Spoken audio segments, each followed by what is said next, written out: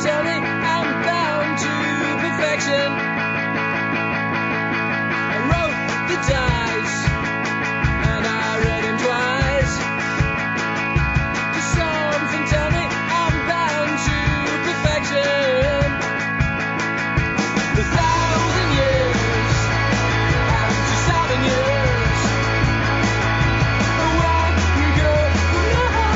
Can you tell it? I'd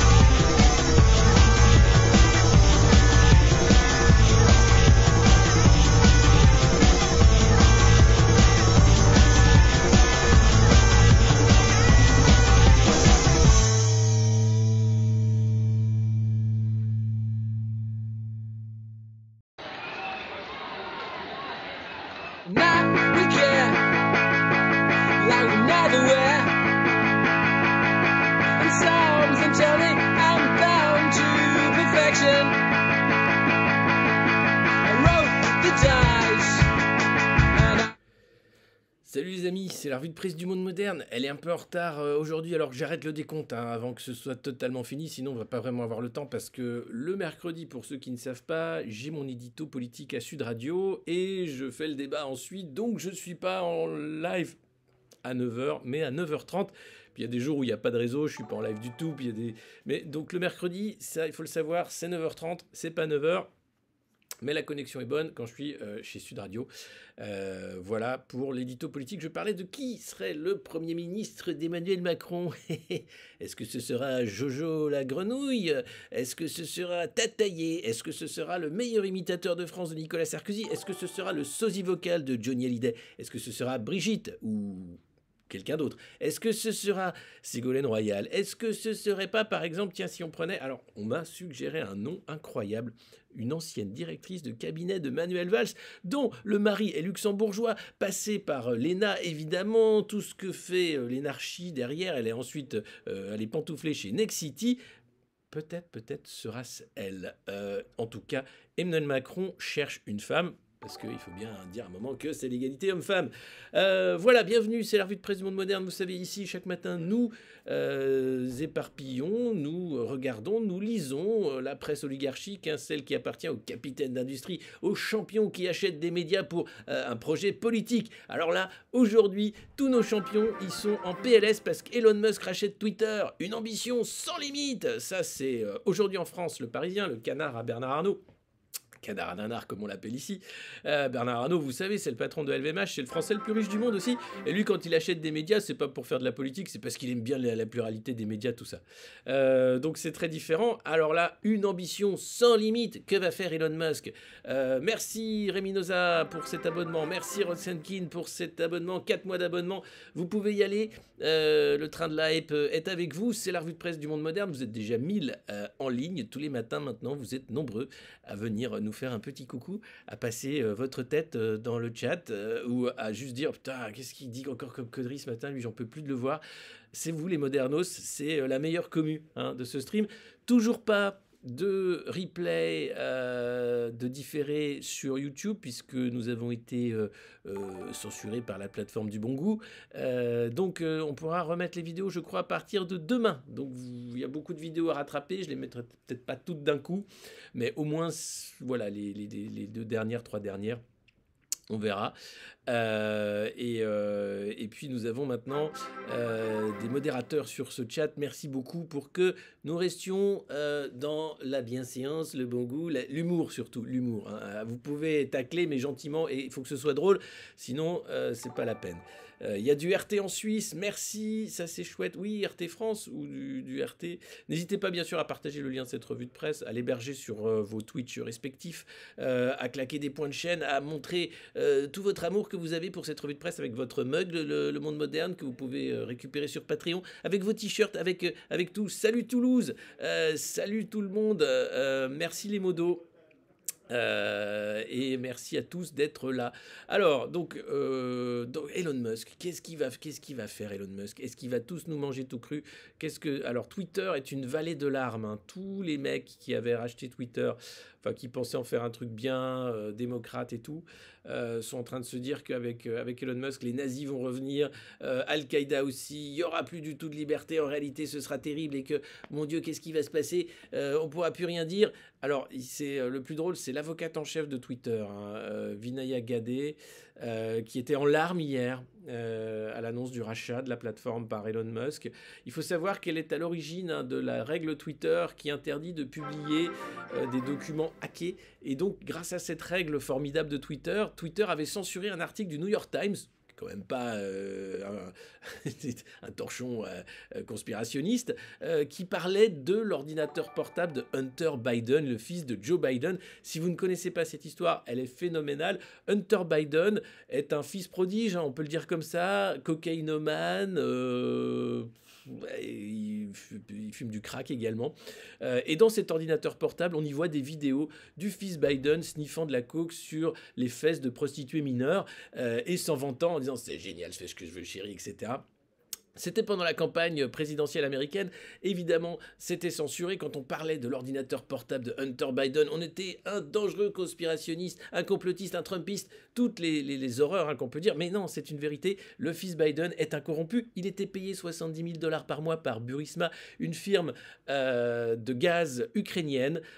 Si ça, c'était pas pour acheter son papa qui était vice-président à l'époque d'Obama, non, c'était pour rien du tout. Non, c'était pour lui faire des cadeaux parce qu'il bossait bien. C'était un super bosseur, le mec. Comme gros bosseur. Et donc voilà, je suis... Alors, vous allez voir, hein, il va pas y avoir des changements massifs. Twitter restera Twitter. C'est 2000 modérateurs pour plus de 217 millions d'utilisateurs quotidiens. Autant dire que tu peux en raconter un tas de conneries sur Twitter. Mais il se peut qu'il y ait quand même un petit peu plus de liberté d'expression. Alors, la peur du camp du bien, comme ils s'appellent eux-mêmes maintenant, c'est le retour de Donald Trump et de tous les comptes qui avaient été bannis de Twitter parce que c'était des comptes de l'alt-right.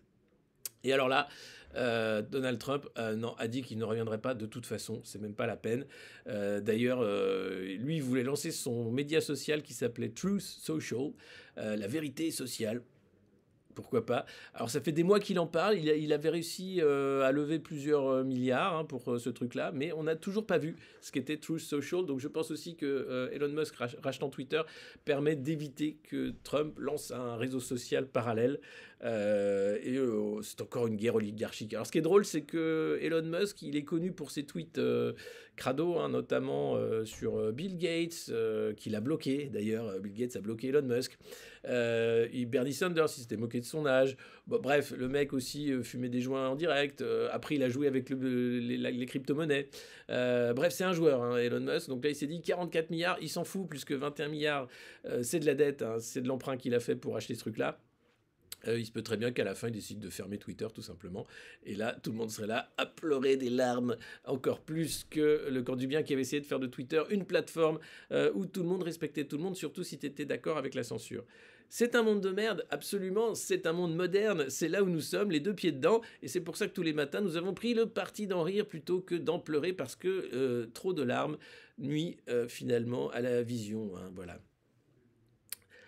Alors... qu'avons-nous ensuite dans la presse? Le chef de l'État prêt à lancer le débat sur les institutions.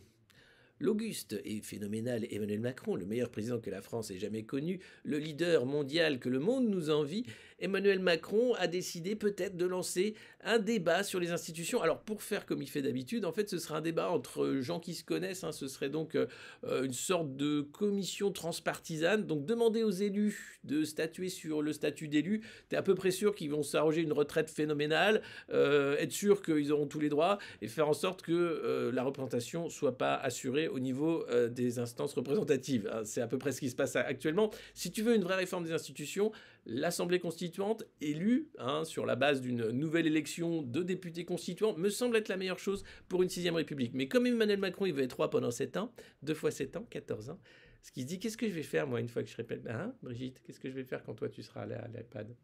Eh ben, il va faire roi. Enfin, roi, président, vous savez, un truc que tu sais quand tu dois faire barrage face au castor, parce que sinon t'as pas ton passe, du coup, tu peux pas aller voter. Enfin, tu peux, mais pas après. Enfin, vous savez quoi, la France. Donc voilà, donc grosse entourloupe institutionnelle à venir.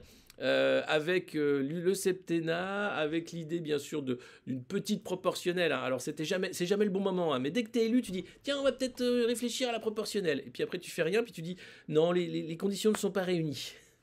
Allez vous faire foutre. C'est ça la démocratie. Enfin, c'est comme ça. Et puis Macron met les nerfs à vif de sa majorité. Et oui, il adore ça. Il adore écorcher les gens lentement comme ça, et il assume. Oui, j'assume. Oui, je prends un petit économe comme ça, et regardez, je mets les nerfs à vif de ma majorité. Mais c'est un truc dégueulasse, ça, Emmanuel. Non, en vrai, il fait pas ça comme ça. Même si tu sais pas ce qui se passe à l'Élysée, derrière c'est au mur.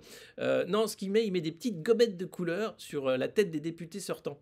Alors, il y a, c'est pas confirmé, mais apparemment, tu as gommette rouge, gommette orange et gommette verte. Pour savoir si c'est une grosse pipe, il faut surtout pas lui refiler une investiture.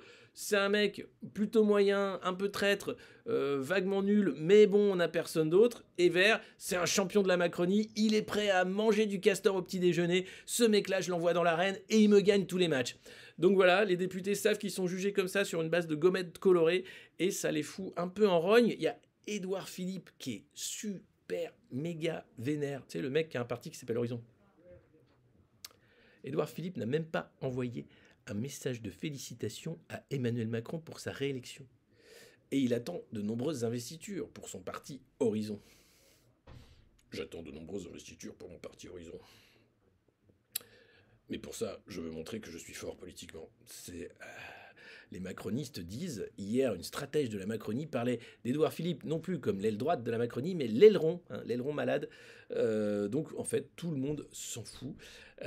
C'est assez triste. Et puis, alors, c'est un ramassis de qui va aller à la gamelle. Vous allez voir, il y a le Figaro qui fait une super compile des républicains qui sont prêts à aller chez Macron, ceux qui restent chez les républicains, ceux qui hésitent, ceux qui se disent voilà. Et puis, vous avez toujours Manuel Valls.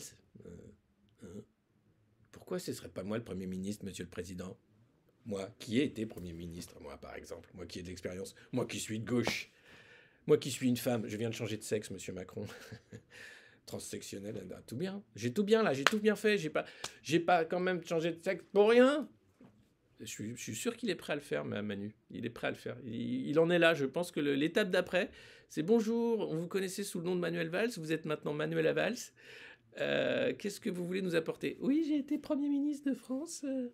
Depuis mon opération, j'espère être la première femme transgenre Premier ministre. Putain, Manu, il fallait pas aller jusque-là. C'était pas nécessaire. Si c'était pas ton truc, tu vois, la transition, fallait pas. Donc Manuela Valls, ça nous pend au nez, les gars. On est tellement dans le métavers français, il n'y a rien de digital, de numérique dans notre métavers. Tout est vrai, c'est que des gens qui sont des acteurs de leur propre vie. Et tu te dis, c'est pas possible. Vous avez même Tanguy, je sais plus comment, vous savez, le militant noir qui était allé chez Zemmour, qui s'était fait traiter de noir, qui avait dit que le camp Zemmour était raciste. Ensuite, il était allé chez Le Pen, il lui avait dit de se casser. Il vient de faire une vidéo avec Jean-Pierre, le mec de La Question, elle a vite répondu, le Suisse, tu sais, et il danse dans la vidéo. Enfin, j'ai vu ça et j'ai dit, mais on est... Pourquoi Si quelqu'un a une réponse, qu'il m'appelle. Il n'y a aucun problème, je voudrais savoir ce qui s'est passé. Donc Manuela Valls, vous rigolez, mais peut-être que dans 6 mois, on rigolera moins quand il va revenir sur les plateaux télé et que... voilà. Donc, la majorité a les nerfs. Merci Manu. Jadot, dragué par Macron, critiqué par les siens. Alors j'ai lu Jadot, drogué par Macron, la drogue du viol évidemment.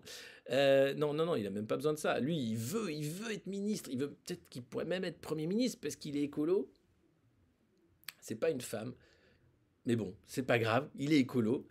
Et donc, alors là, les Verts n'en peuvent plus de Yannick Jadot, qui ont dit ça servait à rien ta stratégie de sucer les boules d'Emmanuel Macron alors qu'il n'était même pas encore élu et de taper sur Mélenchon non-stop. Du coup, c'est tout nul. Et là, qu'est-ce qu'il fait, Jadot? Il revient et dit non, je crois que l'alliance derrière Jean-Luc Mélenchon est une machine à perdre. Je ne vois pas pourquoi on ferait ça.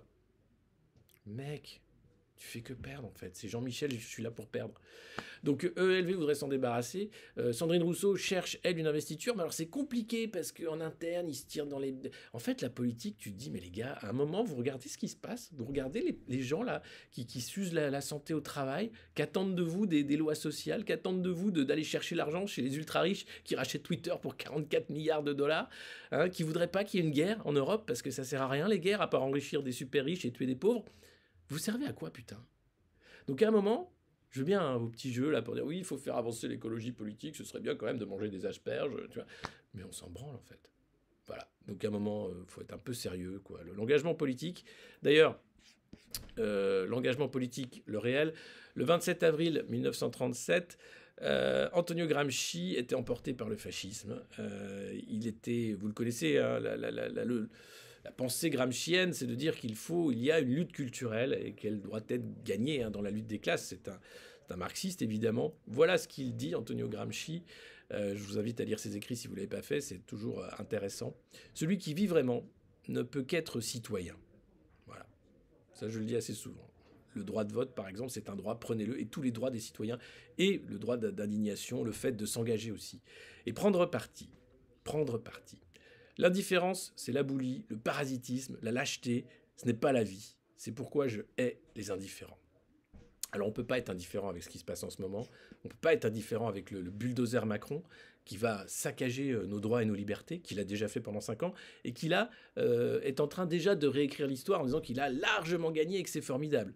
Donc voilà, c'est proprement scandaleux. Et puis la guerre, hein, tous nos dirigeants européens qui étaient réunis avec l'oncle Sam à Rammstein en Allemagne pour dire ouais, il faut pousser dans une logique absolutiste et il faut vraiment pousser les Ukrainiens à la guerre et puis on va y aller totalement au clash, quoi. Donc ça va vraiment mal se finir tout ça. Donc il faut s'engager. Et c'est donc la commémoration de la mort de Gramsci aujourd'hui, pour ceux qui ne le savaient pas. Et c'est aussi la mort du PS aujourd'hui, mais eux ne le savent pas non plus. Les industriels sont enfin autorisés à remplacer l'huile de tournesol par de la merde. Alors il faut savoir que... Non, pas par de l'huile de colza, enfin par de l'huile de l'huile de vidange, enfin des trucs. Alors c'est génial, parce qu'en fait il faut savoir que l'huile de tournesol est en rupture de stock, vient à manquer, puisque l'Ukraine en produisait pas mal, les stocks mondiaux sont récupérés, 50% de ces stocks sont utilisés par l'industrie agroalimentaire, qu'on a besoin pour faire de la mayonnaise, des chips, des slips, des potions capillaires, enfin je sais pas. Du coup, quand tu vas acheter ton paquet de chips, ce sera plus à l'huile de tournesol, ce sera peut-être de l'huile OGM de colza, de machin, mais ils n'auront pas besoin de le dire. Ils ont 2 mois pour dire que la recette a été modifiée, ils peuvent pas dire qu'est-ce qui a été modifié dans la recette, et ils ont 6 mois pour t'expliquer ce qu'ils ont modifié dans la recette. Voilà. C'est pas du foutage de gueule, c'est pas on te prend pour un con, c'est l'industrie agroalimentaire. Hein, c'est par exemple quand Buitoni envoie ton enfant à l'hôpital, il t'appelle derrière pour te dire, Buitoni c'est Nestlé, hein, qui va te filer un bon d'achat de 20 €. Voilà, c'est ça. Donc je vous propose un truc simple, hein, c'est d'arrêter de manger ces saloperies, hein, c'est d'arrêter de les acheter et de les manger. Ça fera du bien, hein, généralement à votre santé. C'est pas quelque chose de mal. Et je pense que ça évite bien des déconvenus. Donc voilà, moi je vais de ce pas arrêter les chips. Je boulottais des chips, mais tous les matins. Non, c'est faux. Mais on peut vraiment... vous entendez mal? Ouais, c'est parce que j'ai pas mon micro. Je suis désolé. Je parle pas trop fort parce que je suis dans un studio. Donc il y a du monde autour. Non, là, normalement, ça va. Si je parle comme ça, là, je peux même faire de la SMR. Ça va, là, le son? Attendez, je vais voir si je peux augmenter doucement. Oui, je peux augmenter le son. Je peux le faire. Voilà, là, je l'ai augmenté à blinde. Je peux pas faire plus, les amis. Après, c'est les convois de la liberté. Donc voilà, donc les industriels, carte blanche pour rigoler. Voilà, ça va là. Bon ben voilà, ouais, il fallait me le dire, je suis désolé. Hop. Et puis, est-ce que vous seriez pas tenté par une maison en carton? C'est dans le canard à nanar. Hein. Le mec, je sais pas comment il a de propriété. Lui, il a des châteaux, il a des trucs. Mais dans son petit journal, il te dit « Et alors, ça te dirait pas d'habiter dans un petit carton ?» Non, pas un carton. Non, ça, c'est l'étape d'après. D'abord, la maison en carton. Et après, juste le carton dans la rue, hein, à côté de Michel. Comment tu te retrouves à la rue? Bah, je bossais pour une chaîne d'info nationale. Et puis... bon, j'ai acheté une maison en carton, bon, ça a été un mouvement difficile, hein. C'est le moment où je me suis dit que je partais en vrille, et puis bon, bah, cette maison en carton, évidemment, m'a été saisie par les huissiers, puisque je ne payais plus le loyer, hein, puisque j'étais pas propriétaire de cette maison en carton, hein, puisque Klaus Schwab m'avait dit que je devais pas être propriétaire, et j'étais heureux. J'étais heureux dans ma maison en carton, j'étais bien, il y avait des papillons qui passaient devant, il y avait des camions aussi, j'étais à côté de la 6, donc je voyais tous les gens qui partaient en vacances, je leur faisais coucou depuis ma maison en carton, et puis bah, là, j'ai plus qu'un carton, et... J'avais une couverture hier, mais je crois que c'est les CRS, ils me l'ont fauché, ils m'ont pris pour un réfugié. J'ai plus rien. Mais j'ai voté Macron, hein. Il fallait faire barrage. Je suis fier d'avoir fait barrage. Bah voilà, donc toutes ces petites maisons en carton qui vont pouvoir faire un beau barrage en aggloméré, tu vois, après ça fait du papier mâché, avec tes petites mains de castor, et tu feras un beau barrage sur l'extrême droite, c'est tout ce qui se fera, avec ton œil pour pleurer, puisqu'il t'en manquera un deuxième, si jamais t'as le souci ou l'envie de manifester. Bonjour, par curiosité, bienvenue ici, 4 mois d'abonnement, bah, c'est plus que de la curiosité, c'est de la rage, c'est de l'amour. Sauver un arbre, manger un castor, et on a déjà un gouvernement en carton, bah, pourquoi ne pas avoir une maison en carton? Non mais c'est génial quand même, tu te dis, non mais les gars, et les mecs est sérieux, tenté par une maison en carton? Non. Ben, en fait, si jamais j'ai pas le choix, oui, mais là, non, j'aimerais bien la même maison que Bernard Arnault, là. Oui, ouais, non, celle qui est à côté de la mer. Oui, celle-là, la grosse avec toutes les œuvres d'art dans le jardin, là. Ouais. Bah, c'est mieux qu'une maison en carton, quand même. Hein? Tu le vois vivre, lui, dans une maison en carton, Bernard Arnault? Non, Alors on n'est pas tenté par une maison en carton pour sauver le climat, putain de sa race. On veut une grosse maison, un gros château, un gros jet, un gros bateau. On veut polluer et on veut dire aux autres que c'est mal de polluer, comme Bernard Arnault, tout pareil. Ou un bunker, tiens. Et puis alors, la maison en carton, l'avantage, c'est vrai que si jamais un missile Sarmat tombe à proximité, vous savez, c'est les gros missiles ultra-nucléaires de la Russie, bah là, t'es peinard, t'es dans ta maison en carton. Éventuellement, les murs font ça, tu vois. Mais c'est tout. C'est nickel. Donc voilà, sa maison aux Bahamas, ouais, enfin, il y a le choix. Dans le parc immobilier personnel de Bernard Arnault, t'as le choix, mais je crois pas qu'il y ait de maison en carton. Bordel.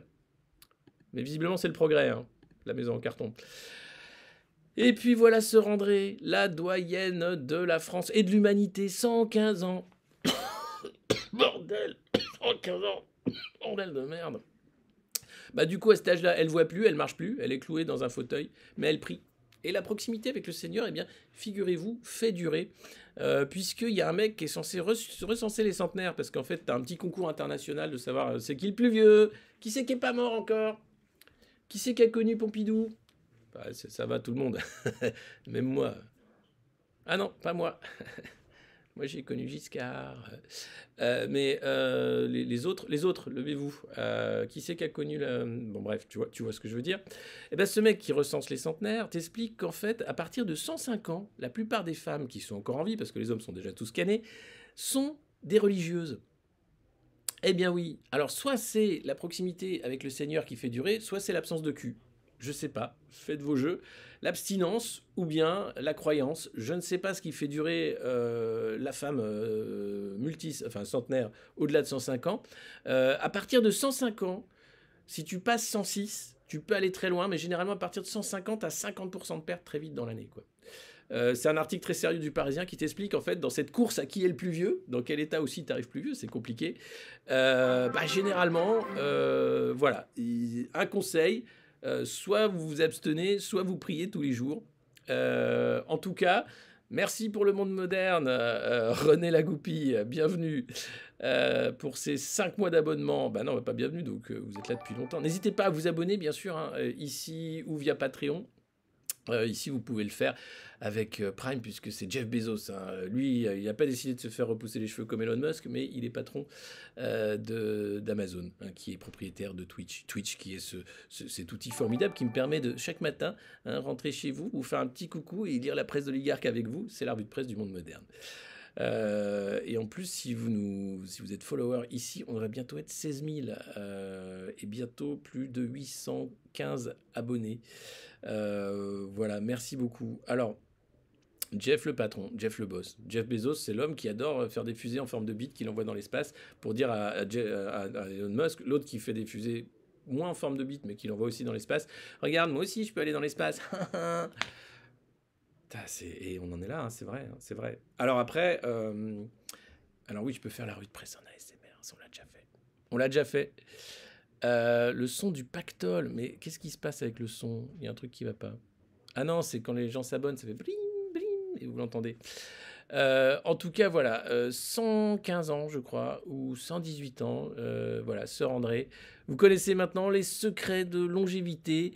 Il y a aussi l'abonnement à la revue de presse, hein, qui permet généralement d'allonger de 4 à 5 ans, hein, son espérance de vie, parce que rire, ça fait du bien apparemment, hein, ou alors même s'arracher les cheveux, ou cracher son café le matin, vomir aussi, apparemment ça fait du bien, ça fait partie du jeûne, de tout ce qu'on peut faire. Merci le fou du roi, bien sûr, partagez. N'hésitez pas à abonner de force également vos amis. Et puis un autre vieux, un octogénaire cette fois-ci, lui il est malin comme tout, il réclame 115 millions d'euros à la Roumanie. Il habite en Seine-Saint-Denis et il possède des bons du trésor émis par l'État roumain en 1929. Alors il les a pas achetés en 1929, non, il est malin, c'est un ancien cadre juridique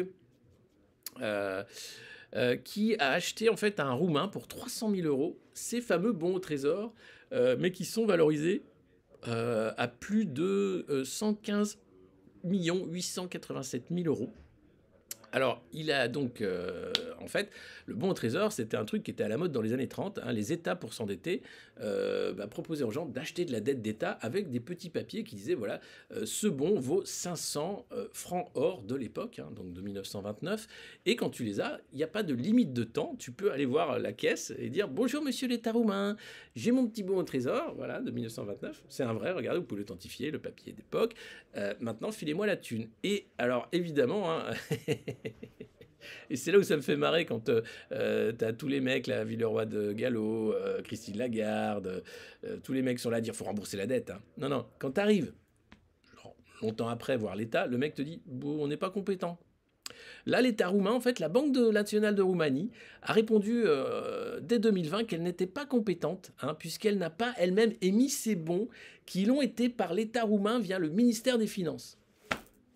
Donc ça, tu peux déjà t'asseoir sur ta dette que tu as achetée il y a longtemps. Hein. Donc on ne rembourse pas la dette. Hein. La preuve, voilà, quand tu es propriétaire d'un bout de dette de 1929 de l'État roumain te dit oh, c'est pas moi, faut voir avec Olivier Véran.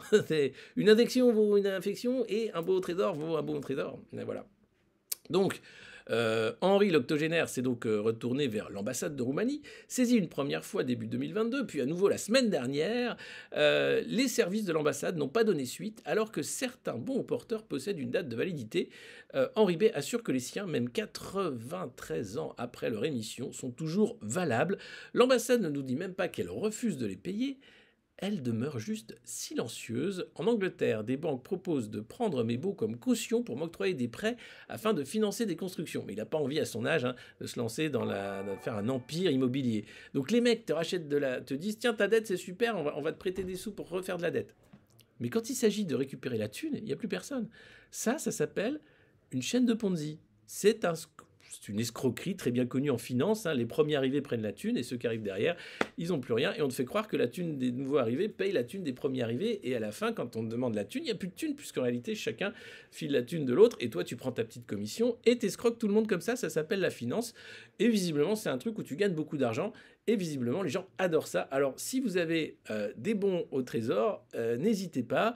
Encadrez-les, mettez-les dans votre salon, faites des soirées blagues avec vos amis, ou bien vendez-les à des gogos qui vont penser pouvoir récupérer la thune auprès des États qui leur diront « Non, c'est pas possible.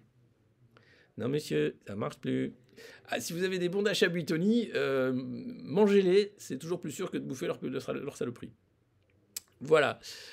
Alors, oui, il y a ce jeune médecin suspendu parce qu'il a soigné des patients en plein Covid et qu'il a refusé l'injection et donc il est suspendu. Et donc le Conseil de l'Ordre lui dit, dis donc, tu serais pas un dangereux terroriste, toi, hein? C'est dingue. On vit un monde de dingue. Je crois qu'il faut le refuser, en fait. Il faut le refuser au quotidien, dans des petits gestes de rébellion, dans des petits gestes de refus. Être au quotidien vigilant et dire, non, je rentre pas dans ta connerie, là, c'est pas possible. Non. Voilà, parce que sinon, on va se faire bouffer, les amis. Hein, par des Ursula von der Leyen, par des Albert Bourla.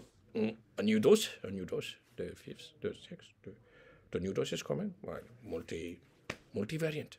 It's exceptional results. Great dose. I think it's good. Non.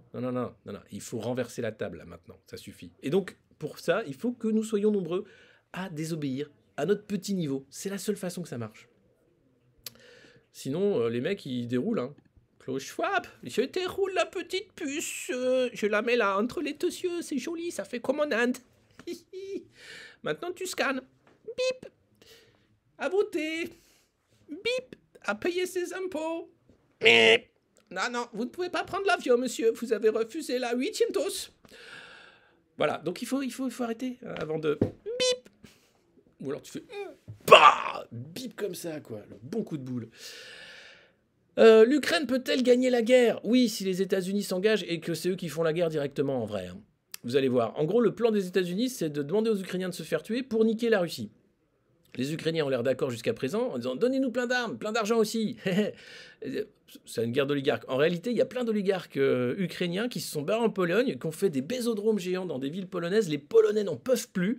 Ils veulent les déloger. C'est dégueulasse ce qui s'y passe. C'est devenu des villes mafieuses. Et pendant que de pauvres Ukrainiens essaient de se battre pour sauver leur État, avec des armes américaines vendues avec du dollar prêté aux Ukrainiens. Enfin voilà, ça reste toujours super bien. C'est le monde dans lequel on vit. C'est pas très sérieux. Je ressemble à Jamy. Putain. Je vais me recoucher, quoi. Franchement, j'ai tout eu dans ma vie. J'ai eu Antoine Decaune, Nicolas Cage, mais alors jamais, quoi. Putain, je vieillis, quoi. C'est moche. Bon, il est mignon, Jamy, il est gentil. C'est pas sorcier, quoi, mais putain. C'est le coup dur, là, putain. Oh, c'est la tuile. Oh, putain. Oh, putain, merde.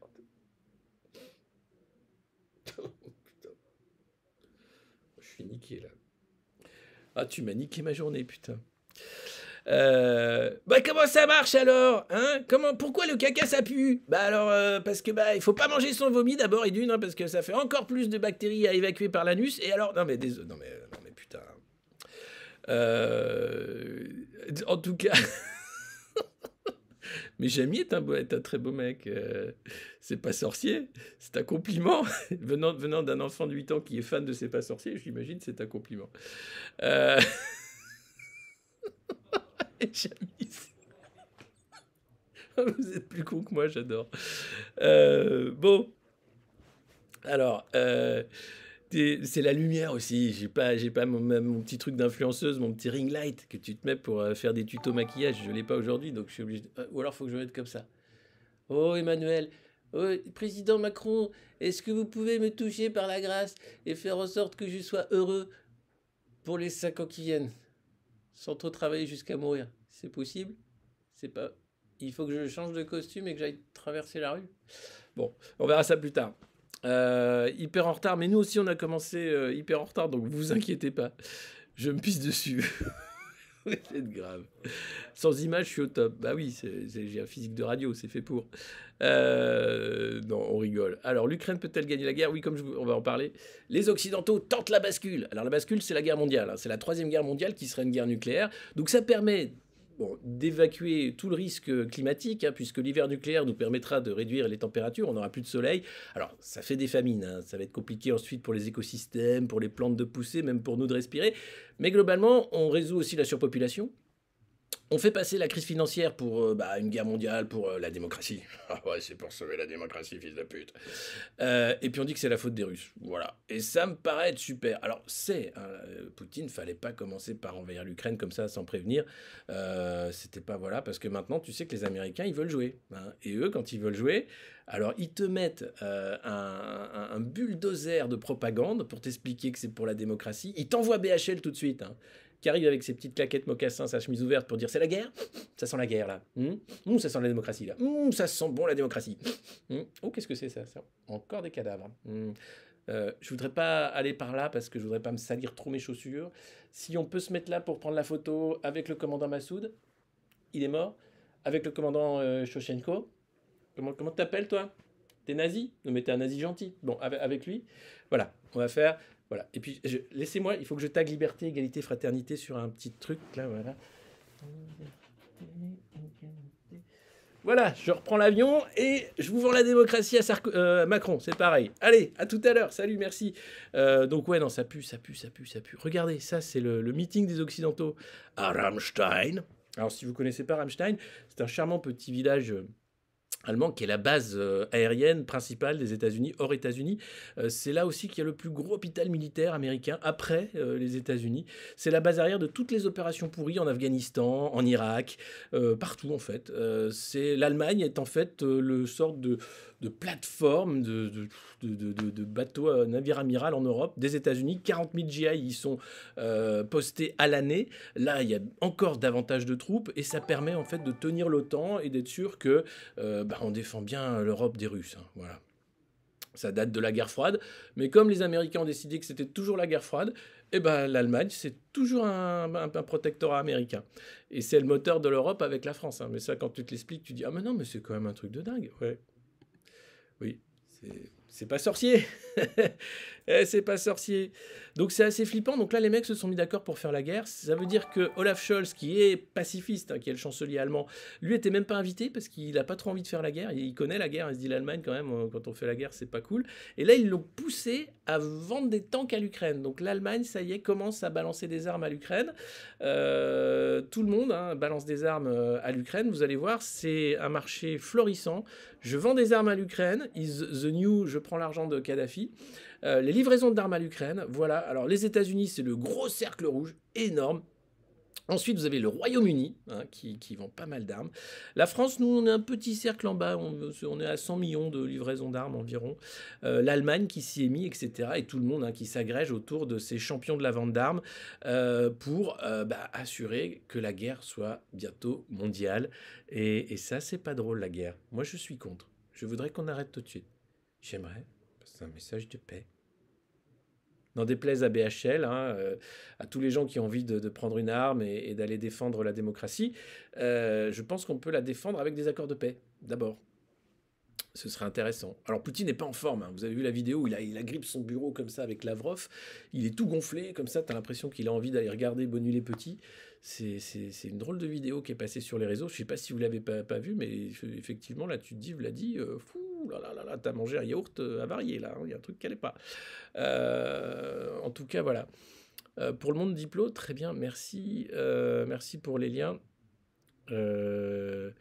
Oui, non, mais Poutine a prévenu, bien sûr. En fait, il y a eu les 15 000 morts du Donbass, évidemment, mais quand tu expliques le conflit ukrainien de cette façon-là, tu es pro-Poutine. Mais il y a des Russes qui ont souffert de la répression des Ukrainiens pendant des années, dans un silence global. Ne parlons pas des Yéménites qui se font maraver la gueule par les Saoudiens. Cela n'existe même pas. Et puis alors la Palestine, c'est même plus un sujet, c'est un non-sujet. Mais soyons un peu sérieux, il s'agit ici de défendre la démocratie et les valeurs de l'état de droit européen, et Ursula von der Leyen et aussi le DSA, le Digital Single Act, qui nous promet bien sûr l'identité numérique avant 2030, avant qu'on ait du biogaz pour tout le monde.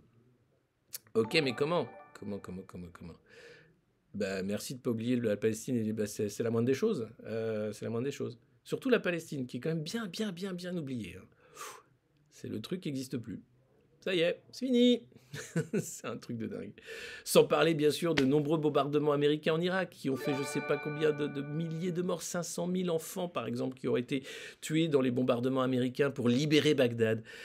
Et Madeleine Albright qui a rejoint les siens en enfer disait « Mais c'est le prix à payer pour la liberté et la démocratie, mutiler et cramer des enfants. Non, c'est pas le prix à payer, non. Ça c'est quand t'es un gros salopard d'oligarque et que t'es là pour faire de la thune. » La Serbie, évidemment. Enfin bon, les charniers de l'OTAN sont nombreux. Vous savez, quand on essaye un peu de nuancer, de montrer la complexité du monde, de montrer aussi que les Européens finalement acceptent de payer en rouble le gaz parce qu'ils n'ont pas le choix et que le rouble est 2 fois plus maintenant élevé que l'euro. Ça, quand tu commences à expliquer ça, les gens comprennent pas. Non, t'es un salopard pro-Poutine. Je ne dis rien. Je ne dis plus rien. Je regarde juste que les Américains sont en train de faire la guerre à la Russie via les Ukrainiens qui sont leurs proxys et qui vont en prendre, eux, plein la gueule. Et nous, les Européens, qui ont fait le sort de tapis d'amortissage, si jamais un Sarmat était envoyé, il passait pas l'Atlantique, pouf, il tombe à Brest.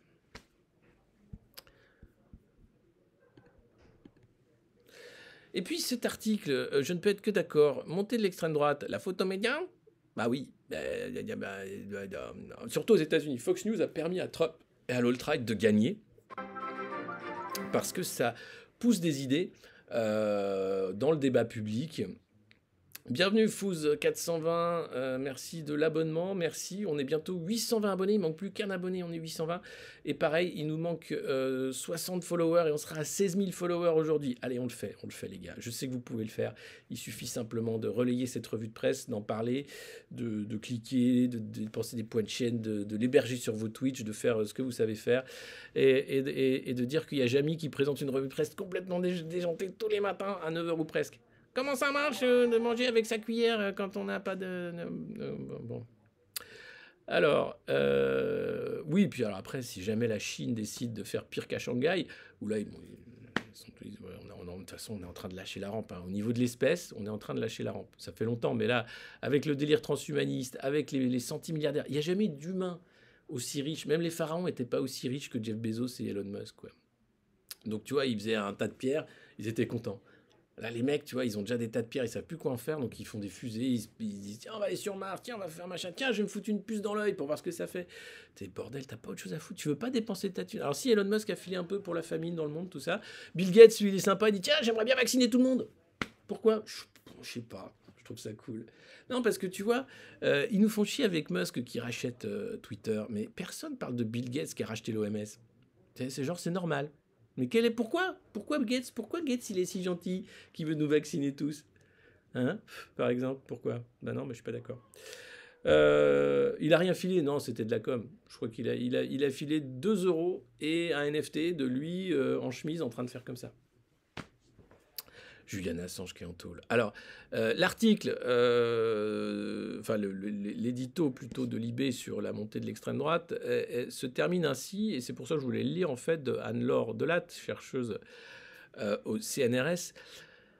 Voilà. Elle explique qu'il y a une expérience aux États-Unis. En fait, on a fait regarder CNN aux habitués de Fox News, et à la fin, ils se trouvaient Obama super cool. Et donc, en fait, tu peux faire changer d'idée les gens en fonction des médias qu'ils regardent. Donc, si les gens qui regardent CNews aujourd'hui se mettent à écouter France Inter, et ben à la fin, ils vont trouver Sophia Aram rigolote, par exemple. Ce genre de truc. Alors, au cours de l'expérience, les téléspectateurs exposés à CNN ont changé significativement leur perception et étaient plus nombreux à penser que Trump aurait dû prévenir les citoyens américains du danger du nouveau coronavirus. Terrible, terrible. Vous savez, ce virus qui a tué des millions de personnes, pour lequel nous avons un vaccin à 4 doses qui permet d'attraper ce virus qui a tué des millions de personnes. Résultat, contrairement à ce qu'on pouvait attendre, des citoyens, même très engagés, peuvent changer d'avis en regardant une source différente de leur habitude. Ce résultat prend toute son importance le lendemain d'un très triste second tour. Eh oui. Il faudra au cours des 5 prochaines années construire des espaces médiatiques pour faire exister de nouveaux points de vue, des réflexions citoyennes, et que l'information soit confiée à des journalistes disposant d'une véritable indépendance éditoriale. Je ne veux pas faire Manuel Valls là, mais je ne veux pas faire mon Manuel. Je ne voudrais pas faire Manuel Valls, que j'apprécie au demeurant, un homme d'État tout à fait exceptionnel, mais j'aimerais quand même, à l'occasion de cette tribune, dire que je suis tout à fait prêt à remplir ce rôle de journaliste indépendant, d'être donner des voix différentes, je l'entends, des espaces médiatiques pour faire exister de nouveaux points de vue. Ça me semble important, c'est ce qu'on essaie de faire tous les matins en lisant la presse d'oligarque, et ça, je crois que vous l'adorez, vous l'aimez. C'est d'ailleurs pour ça que vous êtes aussi nombreux chaque matin. Et puis aussi, pour avoir des réflexions citoyennes sur cette information. Voilà. L'information, c'est un bien public. Eh oui, et voilà. Et ce bien public, il est nôtre. Et pour que ça existe, il faut que vous mettiez. Et c'est pour ça que j'ai besoin de vous, à la fois pour le monde moderne, bien entendu, et aussi pour aider Valérie à rembourser sa dette de 5 millions, parce que c'est quand même beaucoup. Nous, on n'a pas besoin de 5 millions, on n'a pas besoin de tant que ça, mais si vous donnez ne serait-ce qu'1 euro, il y a au moins 1 centime qui va à Valérie pour son travail. Voilà. Et ça, quand même, c'est quand même quelque chose qu'il faut protéger dans un monde où c'est de plus en plus dangereux et difficile. Voilà, donc je ne peux être que d'accord avec l'idée de confier l'information à des journalistes indépendants pour faire naître de nouveaux espaces médiatiques où la parole serait libérée et où on entendrait autre chose. Et oui, Chavi, j'ai travaillé à France Inter pendant 20 ans, cette radio a changé en moins bien, c'est terrible ce qui s'y passe. Il faut dire que c'est la femme de Raphaël Enthoven qui va devenir patronne de la chaîne. Autant te dire que si tu veux écouter des conneries, t'allumes France Inter tous les matins et t'es servi. Voilà. Mais si tu veux rigoler et écouter des vrais trucs, et même parfois, ça va être sérieux ici. Tu te connectes à la revue de presse du Monde Moderne à 9h. Voilà. Et là, tu te dis, putain, mais il est aussi en colère que moi, lui, putain. Pourtant, il a une cravate et tout. Mais, merde. Donc voilà. Merci pour les abonnements offerts à la communauté. James, merci beaucoup. Du coup, voilà, on est... Oh là là, nouvel objectif. C'est parti, 830 abonnés. Allez, paf. Et allez, plus que 50 et on est 16 000. Vous êtes 16 000 à nous suivre sur Twitch. C'est chouette. Léa Salamé. Bonjour Carlos Ghosn. Alors cette malle, comment c'était bien cette malle? Bordel. Comment, dis Jamy, comment on peut s'enfuir en avion dans une malle pour fuir la justice japonaise? Alors c'est très simple. Comment il s'appelle l'acolyte de Jamy? C'est Jamy et Claude? Jamy et Manuel Valls? Jamy et Brigitte? Non. C'est Jamy et qui? Fred. Fred. Alors Fred, c'est très simple. Pour s'enfuir en malle du Japon, je l'ai fait moi-même. Je me suis mis dans une malle. Il y en a une devant moi en plus. Fred et Jean-Mi. Jean-Mi ou Jean-Mi? Jamy. Ah putain. Jimmy et Timmy, ouais. Bordel. Allez, on continue. Hop, c'était ça. Donc voilà, donc vous êtes au courant. Hein. Ici, vous avez un journaliste indépendant qui est prêt à faire naître un nouvel espace médiatique pour rigoler. Vous pouvez devenir oligarque du monde moderne pour nous aider à faire ça, justement, via Patreon. Voilà, c'est là. Vous pouvez donner de 1 euro par mois. Si vous êtes 2000 à donner 1 euro par mois, on est bien. Mais vous pouvez donner aussi 10 000 euros par mois hein, si vous ne savez pas quoi faire de votre thune, comme Bernard Arnault ou Elon Musk, hein, qui rachète Twitter 44 milliards de dollars. Alors, mais tous les médias aujourd'hui ont mis en une Elon Musk, tellement c'est dingue qu'un milliardaire achète une plateforme comme Twitter. Mais alors, quand un milliardaire achète un canard, c'est pas pour des raisons politiques. C'est parce qu'il aime la démocratie, lui. Pas comme Elon Musk, qui lui aime le discours libre. Free speech. Mon Dieu, c'est terrible ça. Face à Macron, l'opération survie des Républicains. Alors vous allez voir la gueule de l'opération survie, c'est plutôt SOS suicide. Hein. La ligne est ouverte, c'est compliqué. Ils ont fait un petit diagramme. Regardez, c'est merveilleux. C'est pour savoir qui va aller où. Alors je vous le mets en plus gros. Voilà, c'est quand même génial.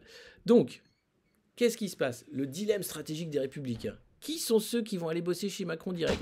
Alors, ceux qui vont chez Macron direct avant la législative, il y a Nicolas, ah bah évidemment, c'est son travail, Jean-François Copé, Guillaume Larrivé, Jean Rotner, Daniel Fasquelle, Christelle Morancet, Philippe Juvin, évidemment, voilà. Alors il y en a plein, bon, on ne les connaît pas trop, hein, mais bon, visiblement, c'est des élus, hein, c'est des gens, ils ont déjà des jobs où ils t'expliquent comment il faut penser, machin, le pass, tout ça. Ceux qui pourraient basculer, hein, c'est ceux qui sont déjà basculés, mais qui ne veulent pas le dire, parce que sinon ils vont se faire virer des LR. Damien Abad, Robin Reda, Sébastien Huyghe, Nicolas Forissier et Brigitte Cluster, et non pas Brigitte Cluster, attention à ne pas confondre avec Brigitte Cluster, hein, celle qui fait des fêtes à l'Elysée sans masque, sans geste barrière, et c'est super, on a regagné, il n'y a plus de coronavirus, ça déconne pas, avec Jean Cluster qui arrive, je reviens du salon des mers, j'ai bouffé des petites saucisses à l'aioli, c'était très bon. Et puis ceux qui restent, hein, Valérie, Michel Barnier, enfin tous les mecs qui étaient candidats et qui n'ont pas gagné. C'est beau les Républicains. Vous donnez un bel exemple à la jeunesse. Hein, c'est vraiment super. C'est un beau parti qui est en train de crever sous nos yeux. C'est magnifique. Est-ce qu'on peut les aider? 5 euros. C'est 5 euros. C'est 5 euros pour... En plus, c'est déduit des impôts. C'est nous qui payons pour que Valérie récupère ses millions. Voilà. Hein. Alors sinon, vous pouvez aider le monde moderne. Hein. C'est beaucoup plus simple. Je fais le mendiant de l'amour depuis le début de ce stream, mais en même temps, c'est important. Hein. Abonnez-vous, abonnez-vous, abonnez-vous. Hein. C'est super important si on veut continuer à s'amuser tous les matins ici. Donc, salut les LR. C'était cool. Changez de nom. Hein. Faites comme l'UMP. Voilà. Changez de nom. Changez de nom. Appelez-vous, je sais pas moi, les Castor fiers, la droite fière, la droite droit dans ses bottes. Droit dans ses bottes. DSB. Le député du DSB, Éric Ciotti, s'est levé et a acclamé l'annonce faite par le meilleur président que la France ait jamais connu. Enfin voilà, non mais ça promet, ça promet. Non mais ce jeu politique, je vous le disais en intro, c'est un truc quand même. Gramsci a dit ne restez pas indifférents, mais peut-être que l'engagement politique doit s'inventer autrement. Voilà, c'est tout ce que je vous dirais. Et puis, pour quasi finir, des semences de tournesol qui font polémique. Qu'est-ce que c'est que ça? Qu'est-ce qui se passe? Qu'est-ce que c'est que ça qu'on m'a rien dit? Bah oui. En fait, le tournesol vient à manquer, donc les industriels peuvent mettre de l'huile de vidange dans leurs chips et pas vous le dire. Ils ont 6 mois pour vous le cacher. Enfin, vous le saurez assez vite. Hein. Maux de ventre, nausées, hospitalisation. Mais bon, voilà. Ils ont dit que ça ne changera rien au goût. Au goût. Et là, les agriculteurs se disent, bah nous, on aimerait bien récupérer nos jachères et replanter du tournesol. Comme ça, on pourrait faire un truc. Sauf que maintenant, tu dois acheter tes semences de tournesol. Tu peux pas replanter tes tournesols de l'année d'avant, c'est interdit, il faut acheter tes... Et là, les seules semences achetables sont des semences génétiquement modifiées. Alors, pas vraiment. ils appellent ça des semences issues de l'hybridation. Et donc l'hybridation, qui est une sorte de modification génétique, mais pas vraiment, un peu à la Monsanto, mais en fait ça passe hein, au niveau du droit européen, même si pas vraiment, enfin c'est de la grosse douille. Donc vous avez d'un côté les agriculteurs qui aimeraient faire de l'agriculture un peu plus bio, un peu moins polluante, un peu moins polluée, et de l'autre ceux qui veulent faire du profit à court terme, qui sont aussi agriculteurs et qui ont tout à fait le droit de faire ça, parce qu'il faut nourrir toute l'humanité, même s'il y a des famines tout le temps. Et donc, ben, tu te mets pas d'accord et tu te dis, oui, mais nous, qu'est-ce qu'on fait avec nos semences de tournesol? Eh ben, on va manger de l'huile d'olive. Voilà, par exemple. Et puis, donc, le rachat de Twitter par Elon Musk, pour finir, je voulais vous faire un petit panorama. Regardez, ça, c'est les top 10 des comptes Twitter les plus populaires en avril 2022. Vous avez Barack Obama. Évidemment, c'est facile, il a fait virer Trump, donc il n'y a plus que lui comme président des États-Unis. Vous avez Justin Bieber. Ensuite, vous avez je sais pas qui. Ensuite, vous avez Rihanna. Ensuite, vous avez un footballeur. Je crois que c'est Ronaldo. Ensuite, vous avez la chanteuse là. Je sais pas trop comment elle s'appelle. Vous avez une autre chanteuse après, je crois. Mais tu sais, je les connais pas. Bordel. Je suis tellement vieux. Alors, dis Fred, tu peux me dire qui sont ces... Alors il y a les noms décrits dessus, alors attends, je vais te dire. Ah c'est Katy Perry, putain, ouais Katy Perry. Taylor Swift, voilà, Ariana Grande, Elon Musk. Ah ouais, il est pas, c'est pas le roi de Twitter. Le King of Twitter, c'est Obama. En vrai, dans le King of Twitter, c'était Trump, mais bon, il a été viré. Lady Gaga, Hélène DeGeneres et Narendra Modi. Mais je croyais que Narendra Modi, les Indiens, lui qui est Premier ministre de l'Inde, avait lancé un Twitter uniquement indien pour justement sortir des GAFAM et dire moi je veux faire mon Twitter à moi parce que ça suffit d'être dépendant finalement de ces GAFAM. Katy Perry, ouais. Bah, ça donne, hein. Bon, au moins on sait à quoi s'en tenir. Voilà. Bon, bah, je suis aussi sur Twitter. Mon compte, c'est Poulain 2012 parce que je l'avais ouvert en 2012. Donc, j'avais été super inspiré quand j'ai ouvert mon compte. Et Poulain 2012. Parce que je voulais me présenter aussi en 2012. Je m'étais dit, tiens, pourquoi pas. Après tout, tu fais un programme, tu fais des copier-coller des programmes précédents, t'expliques que tu vas faire plein de trucs. Maintenant, t'as même plus besoin de programme en plus. T'arrives, tu dis, salut! Moi, j'aime la France, moi. Moi, je l'aime, monsieur. Moi, j'aime la France, moi. Moi, j'aime les gens, j'aime tout. Et hop, t'y vas, quoi, tu fonces. Alors peut-être 2027, on verra. Mais voilà. On est content pour eux. Oui, j'ai pas vu la vidéo d'Obama. Non, si vous la partagez, si vous l'avez. Quand vous avez un truc comme ça, vous partagez dans le chat, il n'y a aucun problème. Modi, oui, qui est particulier. Hein. Il fait un truc chez lui, c'est particulier. En tout cas, non, c'était pas que des fous comptes. Hein. Il y avait vraiment du monde qui suivait Donald Trump. He was the king of Twitter. It was the best ever king of Twitter. Je suis classé combien à l'ATP? Putain, je suis quand même un gros tweetos français. Hein. J'en raconte tellement des conneries par jour sur Twitter que les gens en ont marre de me voir dans leur TL. Ils ont dit, c'est qui ce poulain? C'est qui? À la fin, ils disent, ah, mais c'est nul. Alors, de plus en plus de macronistes m'ont bloqué. Y compris Brice Couturier, que je débattais avec lui sur Arte, on rigolait, tout ça. Brice m'a bloqué sur Twitter. C'est un drame. Ah, ça y est, ça bug. Bon, il est l'heure de vous laisser. Alors, je vois que ça rame effectivement. Désolé. Trump is back in November. Samuel Etienne, oui, mais en plus bienveillant. Quelle la bienveillance ici. Voilà. On est ultra bienveillant. Bordel de merde. Mettez-vous ça dans la tête. Mettez-vous ça dans vos crânes de piaf. Bon les gars, oui voilà, non mais de toute façon, Gates, à un moment, le danger n'est pas Musk ou un autre, le danger c'est les oligarques. Allez, je vous fais des bisous. Ouais, ça rame trop. Je vous souhaite une bonne journée. Prenez soin de vous, de ceux que vous aimez. Rendez-vous demain à 9h normalement. Voilà, et j'espère que j'aurai du réseau et que ça ira. Personne ne t'aime sauf nous. N'importe quoi, Nora. Non. Pas de ressemblance avec Olivier. Vous êtes trop con, putain. Allez, ça marche. J'ai pas quitté, il me rappelle plus, les gars. Ça marche comment la télé, hein? C'est pas ce que vous croyez. Je vous ferai un petit tuto télé. Allez, bonne journée, à demain et à tout à l'heure s'il y a des étudiants qui regardent, à tout à l'heure. Allez, ciao.